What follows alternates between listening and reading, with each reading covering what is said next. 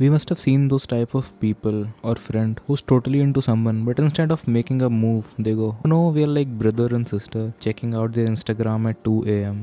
But who need romance when you can live in a friend zone of denial? It's like, I'm not scared of rejection. I just really value this family dynamic that I made up. So, have you ever liked someone but acted like you don't? Or convinced yourself that being just friends with someone you have feelings for is enough? If so, you have experienced, my friends, what psychologists call cognitive dissonance. It's that uncomfortable feeling we get when our beliefs, emotions, and actions don't align. And when it comes to relationships, this dissonance can shape how we interact with the people we care about. What exactly is cognitive dissonance? Psychologist Leon Festinger in 1957 tells about it. It refers to the mental discomfort we feel when we have two or more conflicting thoughts, beliefs, or attitudes. We don't like inconsistency, it creates tension, so we do everything we can to reduce the dissonance. Imagine the scenario: you have romantic feelings for someone, but you're not sure if they feel the same. Rather than taking the risk, you tell yourself, "We are just friends," or even, "She is like a sister to me." This creates a safe space for you emotionally. But deep down, those romantic feelings don't go away. This is classic cognitive dissonance. You must have seen these type of people in your colleges too.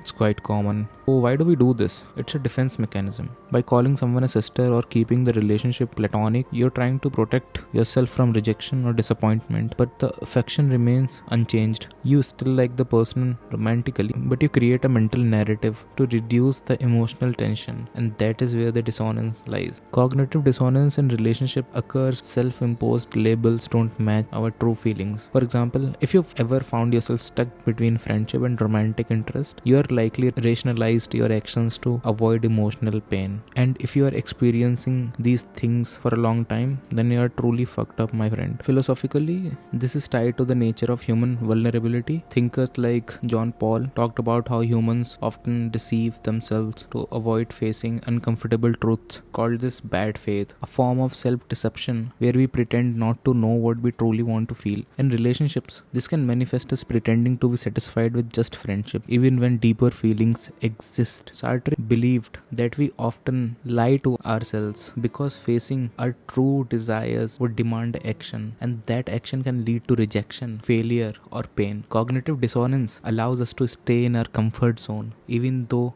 deep down we are not truly at peace. Now let's circle back to psychology. Festinger believed that people are driven to reduce cognitive dissonance by changing one of their beliefs or behaviors. In relationships, this means we might convince ourselves that we only like someone as a friend, changing our behavior and distance ourselves from them, or sometimes we pursue the relationship and resolve the dissonance head on. So these three things are very common. We can reduce it by changing the behavior or the belief, and might add new benefits also. So you know what we do? We change our behavior in these things. We start acting very weird in some sense. Have you ever seen those guys who start to act very weird when you look at them or even try to talk with them? Because from inner side they are not at peace. And we also change our belief. We convince ourselves that we don't have romantic feelings at all. And then we can also add new beliefs, like we introduce justifications like, "She's out of my league anyway," to make sense of dissonance. But here's the catch. Cognitive dissonance is like a psychological tug-of-war. You may try to convince yourself that the relationship is purely platonic,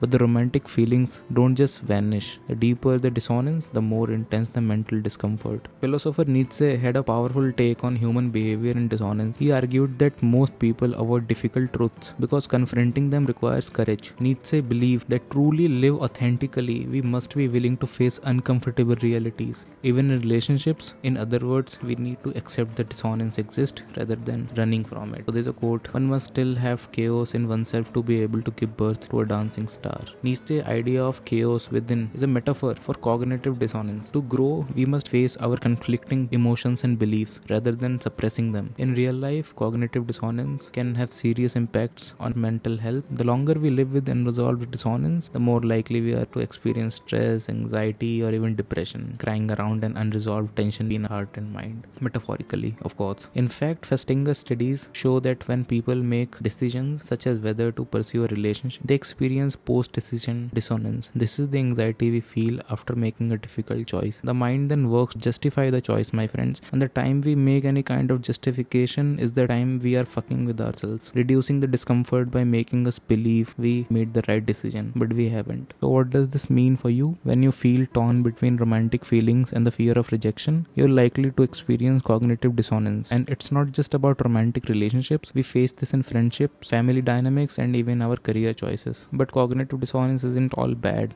It's a signal from your mind that something isn't right. It pushes us to confront our true feelings, even if that means stepping outside your comfort zone. The key to reducing dissonance is action. Either change your beliefs or your behavior to align with what you truly want. To live authentically, we must face our discomfort and embrace the truth within ourselves. This is a quote. Whether it is in a relationship or other areas of life, understanding cognitive dissonance can help you recognize the inner battles we all face. It's only by facing these battles that we can live authentically. Okay, if you found this insightful, leave a comment below.